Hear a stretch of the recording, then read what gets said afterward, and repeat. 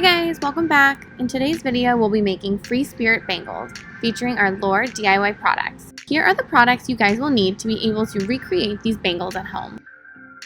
So the first thing you guys are going to want to do is place one dab of glue on the inside edge of one of the bangles.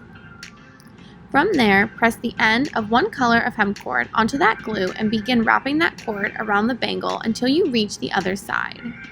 In the video, we're going to make one bangle, but essentially all you have to do to make more is repeat the first two steps. Next, you want to pick 3 charms you want to attach to the bangle. Once you have those, make sure to remove the jump rings and lobster clasp.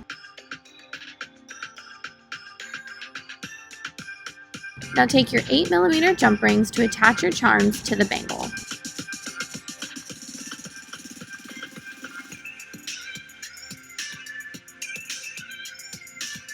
And finally, add 5 more jump rings before and after each charm.